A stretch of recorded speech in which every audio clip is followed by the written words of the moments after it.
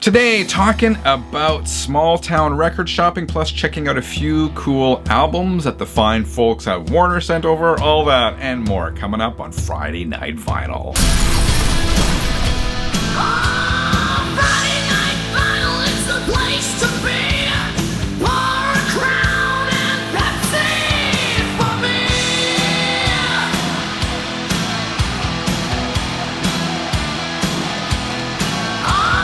Music playing feels so free. I love it here on Channel 33. All right, 33ers, how the heck you doing? Hope you had a good week. I had a good week. Me and my buddy Moe, we've been friends since we were like 15 years old, went record shopping in this town that's about 45-minute drive from here called Steinbach. I guess it's a town, it has a population of 17,000. And Moe had been bugging me for a while to go with him to check out this record store called Vinyl Experience.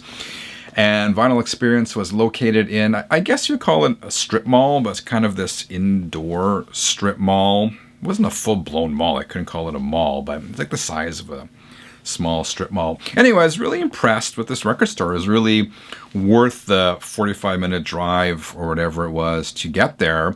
And I found that the prices were actually a little bit cheaper there than they are in Winnipeg, the closest city to me.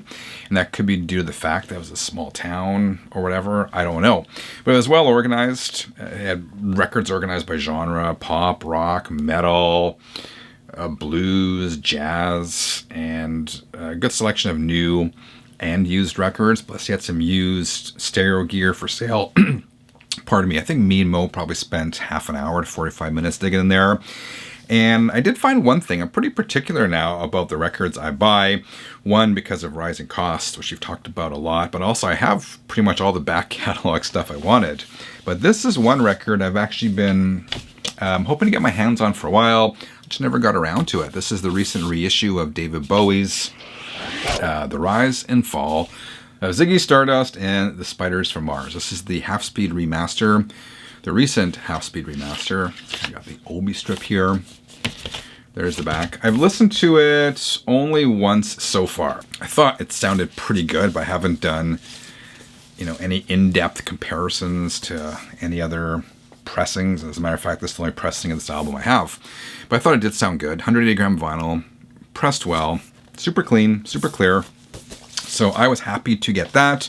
They also had a $2 bin in the store. In that $2 bin, they had a copy of Black Sabbath's Paranoid, a late 1970s pressing, which I had in my hands, but I got enough copies of that already, so I put it back in the bin. I mean, I was thinking $2, how can you go wrong, despite the fact that it wasn't in the best condition. But as I said, I have enough copies, so I put it back in the $2 bin, and Mo ended up grabbing it, which is awesome. It was, how would I classify the condition of it? If it wasn't for like two big scuffs, it would be VG+. But with those two big scuffs, it brings it down to fair. But I thought looking at it, mostly it would play fairly well. The cover was beat up, but the record itself was pretty good. So Mo grabbed that one, so I was happy for him. Also at Vinyl Experience, Mo picked up this absolutely gorgeous Sony TA2650 integrated stereo amp.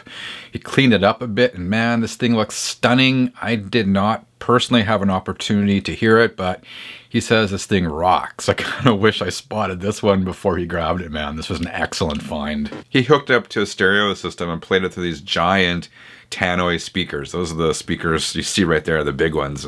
I can't emphasize how cool these looked in person, and they weighed, Mo was saying they weighed at least 200 pounds each, man. Totally crazy.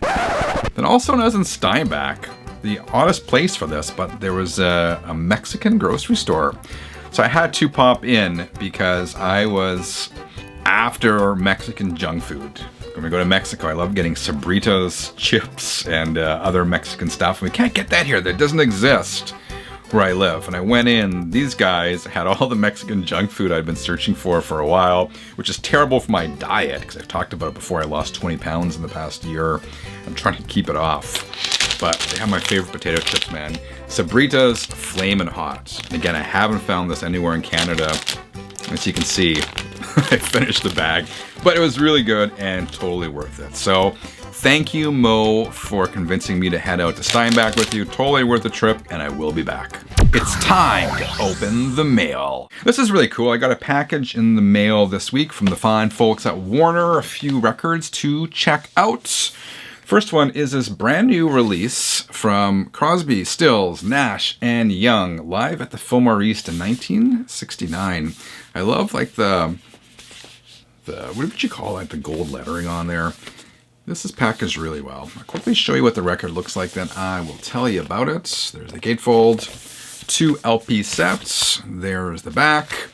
And this is from, the recording is from a newly discovered multi-track tape of the band's September 20th, 1969 concert at the Fillmore East in New York City. It was recorded just a month after their Woodstock appearance and features both acoustic and electric sets. Now, according to the Warner website, Stills and Young compiled and mixed the original 8-track concert recordings at Sunset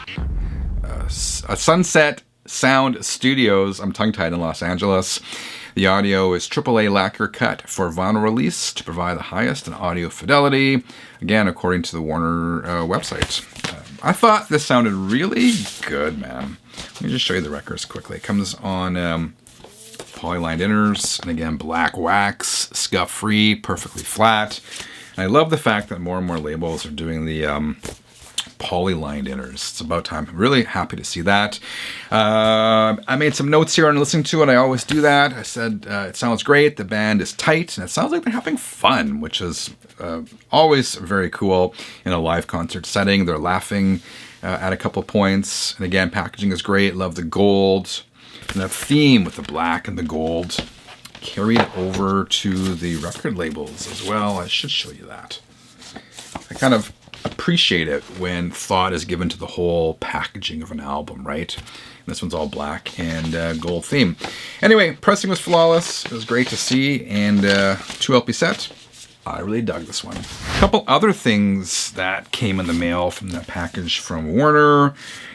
This is a band. I'm gonna be honest. This is a band I did not know a ton about, but it's one of those bands I've heard about over the years and kept meaning to check out. I'm kind of embarrassed that I wasn't overly familiar with them. But this band is called War, and this is the 1972 album, their 5th album, probably their best known album. The World Is A Ghetto. What does the hype sticker here say? War's first #1 album, the best-selling album of 1973, one of Rolling Stone's 500 greatest albums of all time, featuring the Cisco Kid and The World Is A Ghetto. Man, this is a delicious slice of 70s funk with a slice of soul. That's what I wrote in my notes when I listened to it. It's got some blues and jazz elements, super groovy.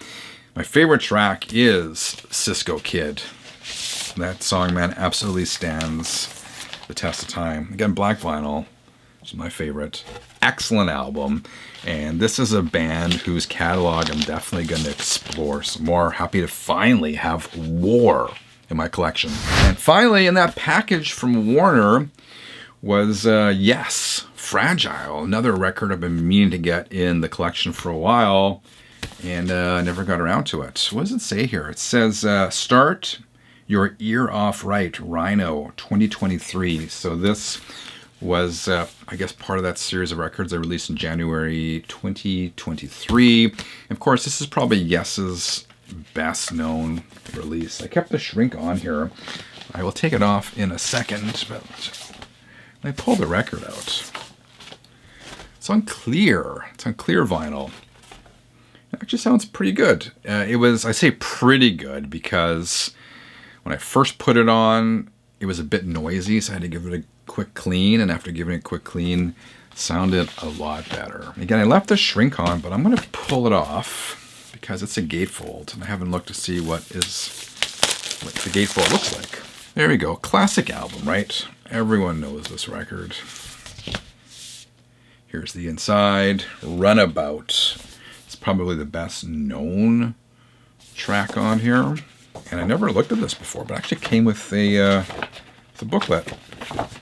Not a huge booklet, but a booklet nonetheless. Some artwork and images of the band.